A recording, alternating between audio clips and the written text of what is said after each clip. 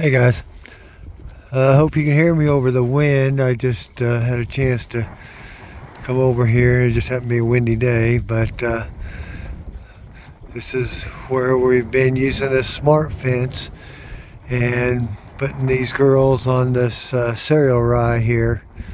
There's sheep and goats together in here. There's probably around, I don't know, 450-ish total animals in here. They'll probably start kidding and lambing probably a week maybe, and we'll have them moved off of this onto the pasture that we want to keep them on while they're kidding and lambing. See, so but this is working out pretty nicely. There's about 5 to 6 acres in this smart fence, and they've got this cereal rye. This is the salt mix that we mixed up. It's got the salt, a little bean meal to get them to eat it more than they normally would, and it's got the sodium bicarb in it.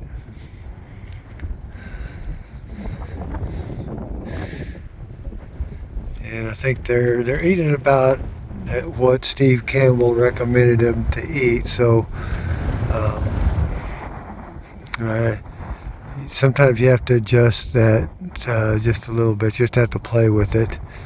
But we want them to have, I think, about an ounce of salt a day. But I don't have my notes in front of me right this moment.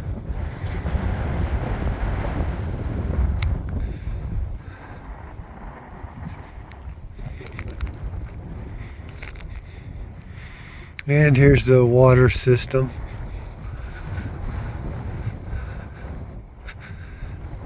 Travis has this set up pretty nice, and so it's got the float on it there, and then they're not drinking a lot of water this time of year, and on this cereal rye, probably less than 100 gallons a day.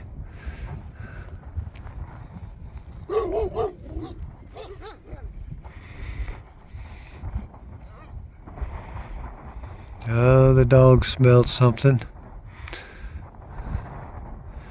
I think this is going to be a lot better setup too, to protect our young lambs and kids from predator attacks. So they'll be all a little tighter here, enough room to get away and have some privacy when they're kidding. But the dogs will be right here and be able to protect them a lot easier.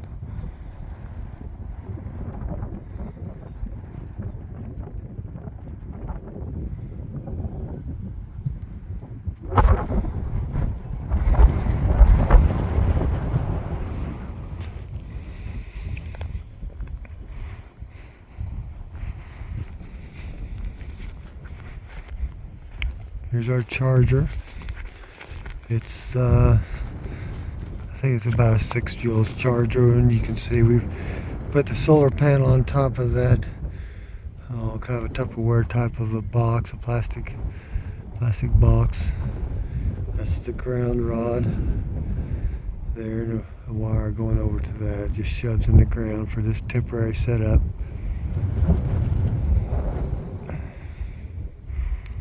So you can see where they've eaten, but they stayed back from that smart fence. They don't want to get too close to it.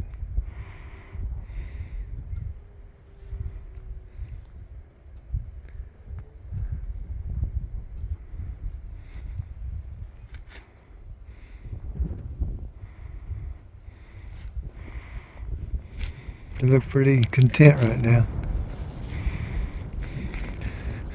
We have had a few ewes, and this happens every year, is they get down on their side, like maybe they got triplets in them or big twins or something, and they can't get up. We thought we had a dead one here the other day, but she was just rolled over. Somebody drove by the road, and I think had seen her or something, and we got her up, and she was fine. But that is sometimes a concern.